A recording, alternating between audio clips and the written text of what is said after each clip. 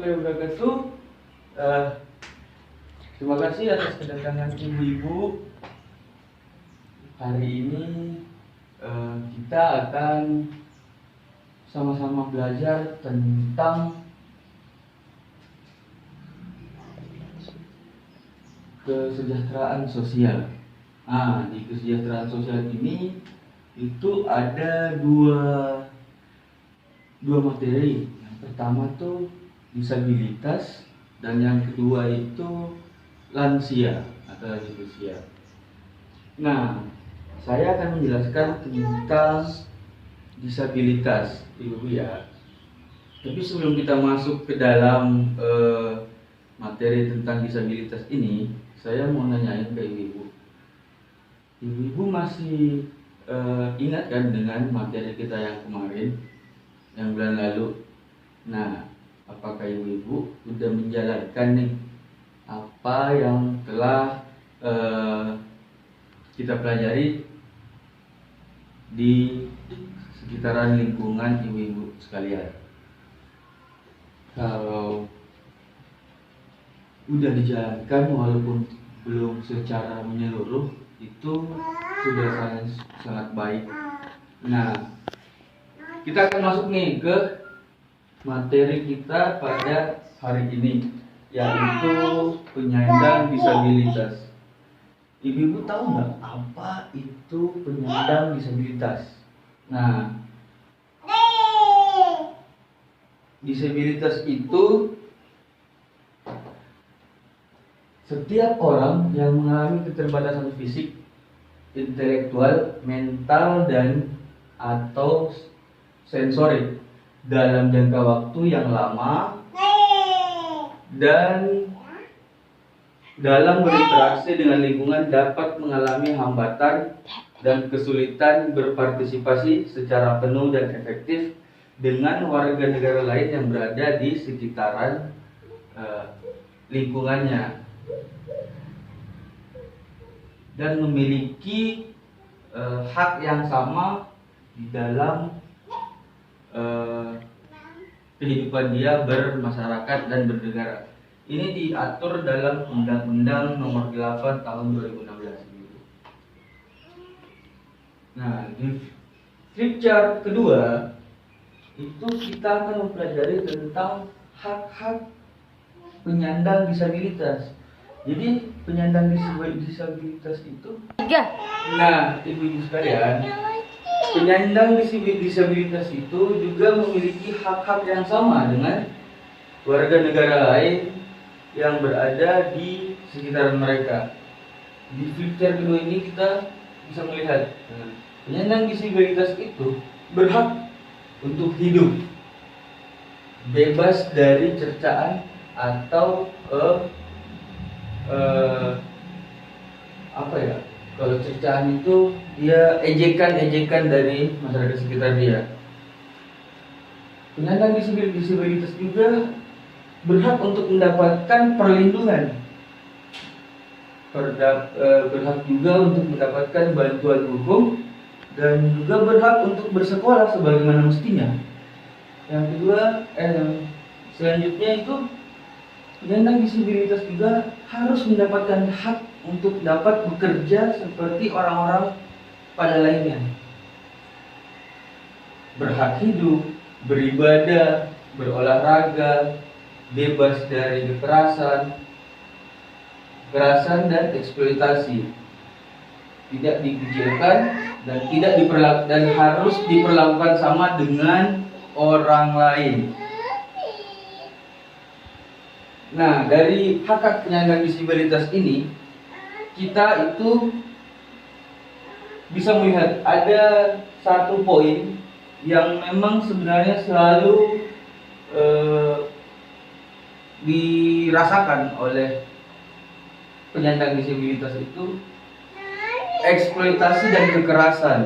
Nah, dalam bentuk eksploitasi ini, penyandang disabilitas itu selalu digunakan oleh orang-orang di sekitaran mereka untuk mendapatkan keuntungan materi. itu bisa kita lihat dengan beberapa penyandang disabilitas yang biasa digunakan untuk mengemis dengan harapan menarik rasa iba dari orang-orang sekitar, sehingga yang membawa dia ataupun yang mengeksploitasi dia bisa mendapatkan materi yang banyak dari rasa iba orang-orang sekitar. Ibu-ibu juga harus mengetahui bahwa jenis-jenis disabilitas itu ada beberapa, ibu ya. Di sini ada disabilitas fisik, disabilitas netra, terus disabilitas mental, disabilitas rumu dan bicara, terus disabilitas intelektual atau biasa disebut dengan Down syndrome. Nah, jenis-jenis disabilitas ini, disabilitas fisik itu mungkin ini, maaf ya ibu sekalian, itu adalah disabilitas yang seseorang mengalami kekurangan dalam bentuk fisik seperti cacat tangan, kaki yang disebabkan oleh dari lahir karena memang turunan atau karena kecelakaan, baik itu saat bekerja ataupun pada saat dia beraktivitas sehari-hari. Disabilitas netra itu adalah disabilitas yang tidak dapat melihat, baik itu dalam keadaan kabur ataupun benar-benar tidak, ataupun benar-benar bawaan dari lahir. Disabilitas mental. Nah, yang dimaksud dengan disabilitas mental ini biasanya itu tanda-tandanya udah ada dari kecil, ibu-ibu. Jadi anak-anak seusia balita itu yang memiliki keaktifan luar biasa ya, atau biasa disebutkan hiperaktif, itu adalah tanda-tanda bahwa anak-anak bisa terkena disabilitas mental. Sedangkan disabilitas rumu dan bicara itu adalah disabilitas yang tidak dapat berbicara ataupun tidak bisa mendengar. Nah, tidak bisa berbicara, orang-orang yang tidak bisa mendengar itu sudah pasti tidak bisa berbicara karena dia tidak memiliki output ataupun bentuk bahan atau kata-kataan dari yang bisa dia dengar. Sedangkan orang-orang yang tunawicara itu belum tentu dia mengidap disabilitas rumu, ibu-ibu. Nah, di samping itu yang terakhir ini ada disabilitas Down syndrome atau disabilitas intelektual. Ini yang biasa kita sebut dengan orang-orang yang memiliki kembar 1000. Nah, dari berbagai macam penyandang pengertian hak dan jenis disabilitas ini, ada penyandang disabilitas berat. Nah, penyandang disabilitas berat ini ialah penyandang disabilitas yang kedisabilitasannya sudah tidak dapat direhabilitasi lagi. Kalau dari penjelasan yang dari awal, ini masih bisa di rehabilitasi gitu. Sedangkan ketika bagi penyandang disabilitas berat itu tidak dapat direhabilitasi lagi. Dia tidak dapat melakukan aktivitas kehidupannya sehari-hari tanpa bantuan orang lain dan tidak mampu lagi untuk menghidupi dirinya sendiri. Sampai sini ada pertanyaan dari ibu, atau saya bertanya nih ibu, apakah di sekitaran lingkungan ibu ada tidak tetangga atau keluarga yang menjadi penyandang disabilitas? Kalau tidak ada, walaupun ada ataupun tidak ada, itu kita harus menjelaskan kepada masyarakat bahwa penyandang disabilitas itu tidak boleh kita kecilkan ataupun kita ejek, karena biar bagaimanapun penyandang disabilitas adalah juga ciptaan Tuhan yang sama dengan kita. Nah, saya akan melanjutkan pembahasan saya, Ibu. Itu tapi sebelumnya ya, saya akan mengganti flipkarnya dulu ya, Ibu ya. Nah, Ibu sekalian, saya sudah mengganti flipkar yang baru ya. Kita akan lanjut materi kita. Nah, setelah kita mengetahui bahwa disabilitas berat, kita akan menjelaskan, saya akan menjelaskan lagi pelayanan yang harus kita lakukan terhadap atau kita berikan terhadap penyandang disabilitas berat ini. Ini dalam lingkup keluarga dulu ya Ibu, karena keluarga adalah orang yang paling terdekat dengan saudara-saudara kita yang saudara-saudara kita yang sebagai disabilitas. Penyandang disabilitas berat ini di dalam keluarga itu juga harus mendapatkan perhatian dengan memberikan makanan 4 sehat 5 sempurna Ibu. Dan tetap harus kita perhatikan kebersihan fisiknya dengan memandikan sehari 2 kali, atau melatih saudara kita yang mengalami disabilitas berat ini dengan membersihkan diri sendiri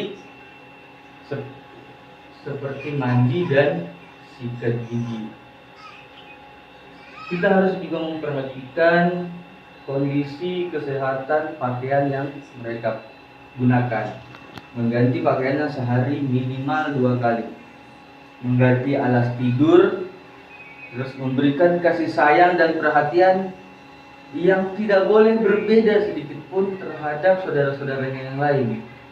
Bahkan harus kita memberikan rasa sayang dan perhatian yang lebih terhadap saudara-saudara kita. Sering mengajaknya bicara, memberikan rasa aman dan nyaman, mengajarkan tentang nilai-nilai yang baik dan tidak baik, dan tetap harus memperhatikan untuk membuatkan akte kelahiran. Sering membawanya ke puskesmas terdekat untuk pemeriksaan kesehatan dan memberikan obat sesuai kebutuhan, memberikan kesempatan dia untuk bisa bermain dan berinteraksi dengan tetangga, menggerakkan anggota tubuh, memberikan terapi, menjaga dari kekerasan dan eksploitasi seperti yang saya bilang tadi, mengajarkan nilai-nilai spiritual, maksudnya seperti tetap beribadah, sholat dan segala macamnya. Nah, selain itu, kita juga harus memperhatikan perabot-perabot yang berada di dalam rumah tangga kita agar dapat digunakan dan dijangkau oleh saudara-saudara kita yang mengalami disabilitas ringan dan berat ini. Nah, ini ada beberapa penjelasannya. Nanti Ibu baca di buku pintar atau membaca sendiri dari flipkar ini. Ini yang penting, pelayanan disabilitas berat di masyarakat.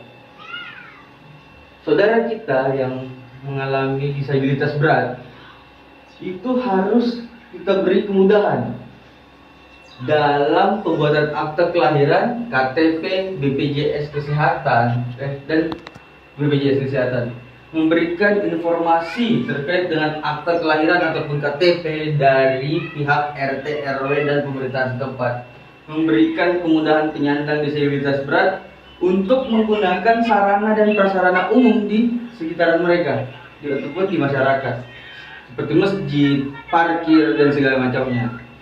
Memberikan kesempatan bagi penyandang disabilitas untuk mengikuti kegiatan kemasyarakatan di lingkungannya, seperti pentas seni dan kegiatan-kegiatan karang taruna ini.